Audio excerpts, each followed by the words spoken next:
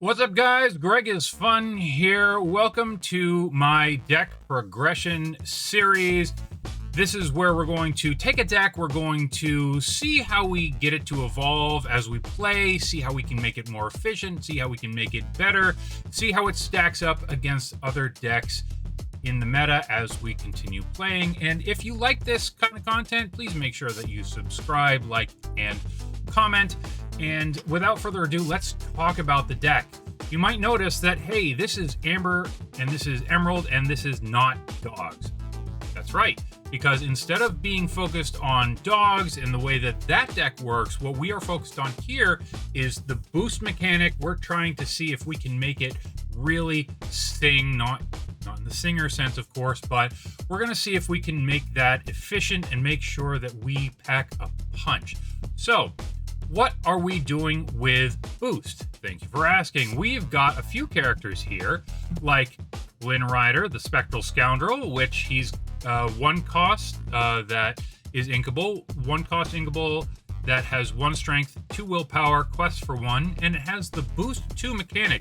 This is a very good 1-drop because once it's boosted, he goes up from a 1-2 that quests for 1 to a 3-2 that quests for 2. Very, very potent, very good early on.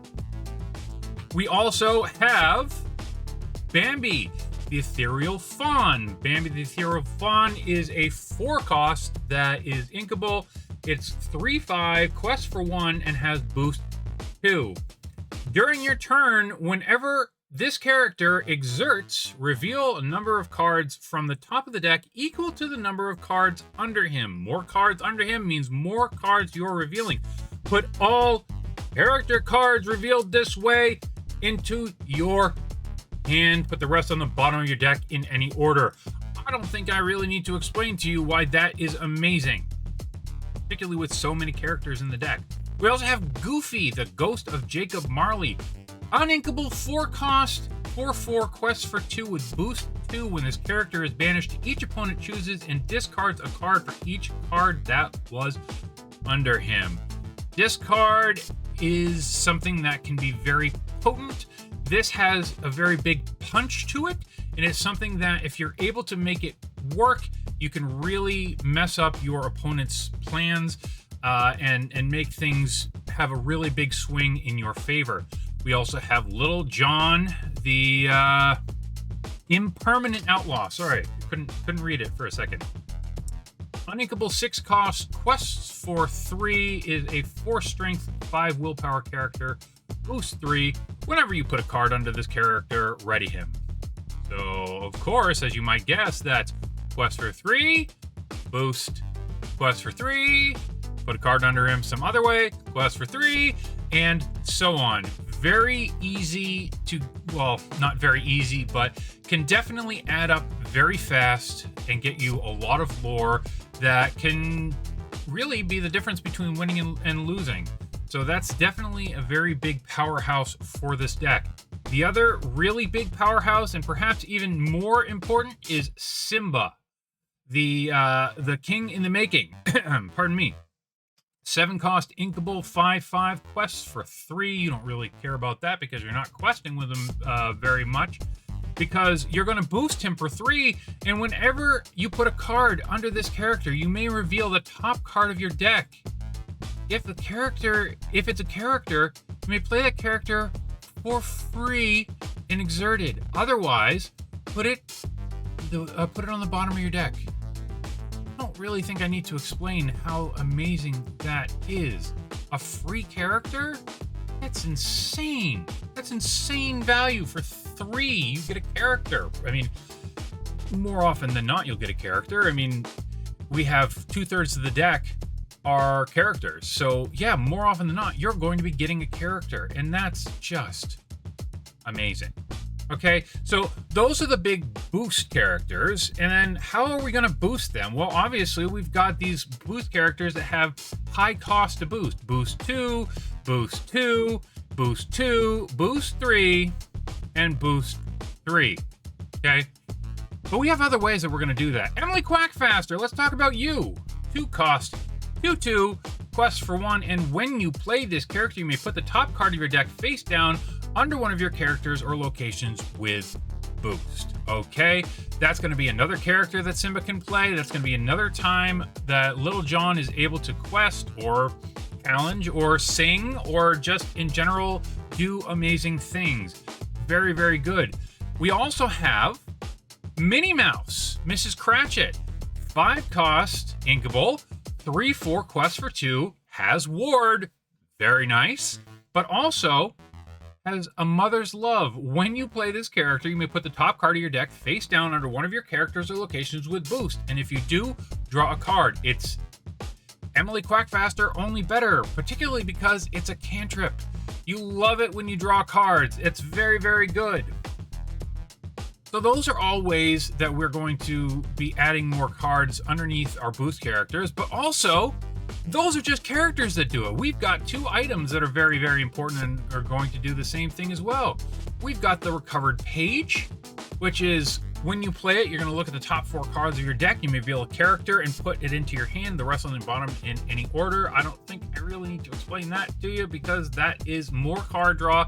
That's going to get you even closer to getting those really high-end characters and going to have the ability to really rain down your, shall we say, your purpose upon the opponent.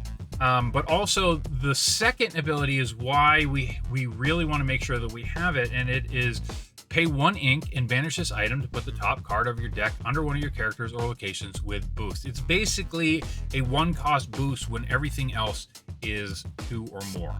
Really, really good.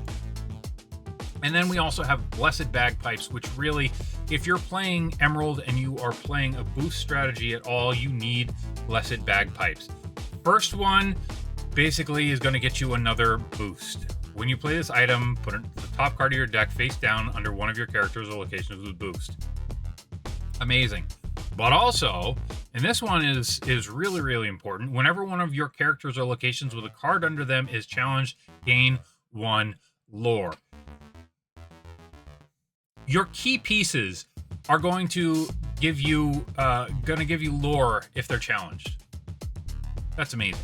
Absolutely amazing. Okay, so we're boosting up Flynn Rider, only needs 1.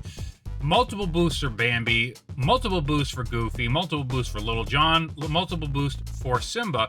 But we need to find a way to keep them around. Well, we've got Raja. 3/4 quest for 1 as bodyguard. That's going to be our primary way of protecting them. But we also have Ohanami's Family, which is the new legendary 3 cost action. Remove all damage from chosen character of yours. Draw 1 card for each damage removed this way. Very good. Not broken, but very, very good. If it was a song, I would say probably broken. But you know what? As 3, it's very powerful, very good, but it doesn't quite tip over the edge. We also have Snow Fort, which is another very, very important item because your characters get +1 strength, which is going to protect them from things like Under the Sea. And it also has Barricade, which is during your opponent's turn, your characters gain resist 1. So Snow Fort being out, and these are abilities that are going to stack. It makes it so that you're able to challenge your opponent's board more efficiently. It makes it so that your characters are going to make your opponent think twice about challenging them, and it also makes it so that they have more staying power. So good. We also have Lilo Snow Artist in here so that we have just a little bit extra lore and board presence. It's a cheap 1 cost. While you have a character named Stitch in play, this character gets +1. And we do have Stitch in here in the form of Stitch the Carefree Snowboarder. 5 cost inkable, 4/5 quests for 2. And whenever this character quests, if you have 2 or more other characters in play, you may draw a card. You are going to have 2 other characters in play more often than not. We are trying to go wide with this deck. We are trying to make sure that we maintain a board presence. So I would say more often than not, you are going to have 2 other characters on board when you have Stitch and when he's able to quest. One other thing to point out is we do have the Horseman Strikes because we don't have any evasives in the deck. 3-cost inkable action, draw a card, you may banish chosen character with evasive. We want it just as much for the card draw as we want it for banishing the evasive, because again, we are not able to challenge evasives, we're not able to handle that evasive threat, but Amethyst is going to be a very big part of the meta, I would have to predict. Now, one more card that is also super key and super amazing for our super boost mechanic. 4-cost inkable 4/4 Fred Honeywell, quest for 1. 2 abilities here that just make things go super well. Spirit of Giving, whenever you use the boost ability of a character, so that's actually paying the ink, not just playing a character and adding a card underneath. This is the actual boost mechanic. Whenever you use the boost ability of a character, you may put the top card of your deck under them face down.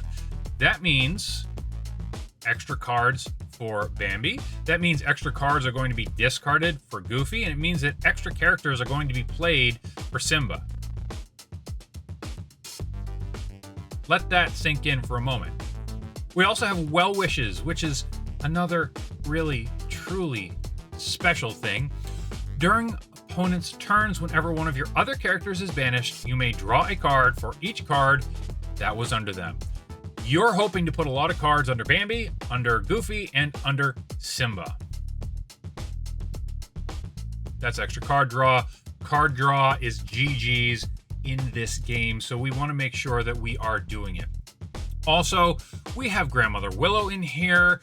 2-cost uninkable, 1/2, quest for 1, and once during your turn, you may pay 1 less for the next character you play this turn. You do not have to exert them in order to get that ability. It is a persistent ability, and that is going to be so important to get you to your high-end characters early. We don't have traditional ramp in this deck, so if you're able to discount those big characters, that is going to make it so that you're able to play them, and you're going to perhaps have some ink left over in order to boost them and really get that engine running.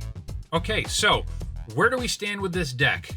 Well, it's at version 0.5. We're going to make some more tweaks and go along. I have only had an opportunity to play it a couple of games at this point. I'm hoping to bring it with me to my league in a couple of days and see how it fares against more deck archetypes. I did play against someone who had an Amber Amethyst deck.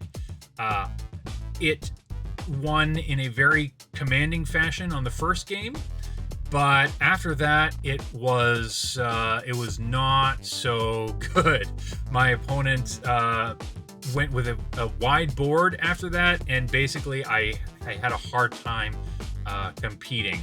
So I would say that is really, it's really the weakness at this point is doing that. If you're able to just focus on a couple very key components and not necessarily have to go super wide, then it is something that I think can get you there pretty substantially and pretty definitively.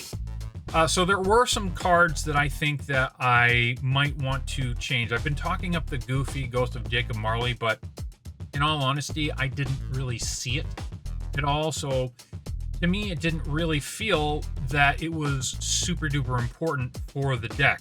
So I would consider swapping him out. I'd also consider swapping out Lilo the Snow Artist. And I think that what I really want to do is I want to get the Angel with the underdog, so that you're able to play on turn 1 if you're playing on the draw. The Singer 3 is very important for the other card that I think I really need to have in here, which is Ukudiet Matuti. Now, I need to be very mindful of the uninkable count in here.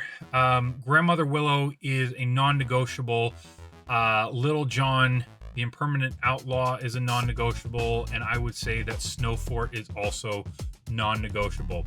If I'm swapping out Goofy and Lilo, I'm bringing in the Angel, which is an inkable, but I'm also talking about bringing in Akutiet Matuti, which is an uninkable card. So that part I think I'm going to need to be tweaking and figuring out as we go along. Now, one other very important thing that I should note is that I did not have all of the cards that I wanted and needed in order to really get a sense of how this deck played.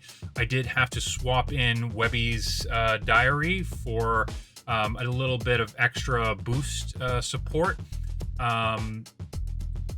And so I'm not sure how things are going to go once I actually have all of these cards in play, but that's where we stand. I'd love to hear from you. What cards do you think could make good additions to the deck? What is it that you feel could make the deck stronger?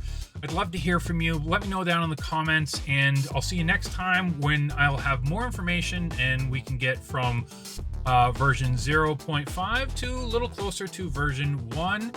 I'll see you next time. I hope that you have a fantastic rest of your day, and I'll see you again. Bye.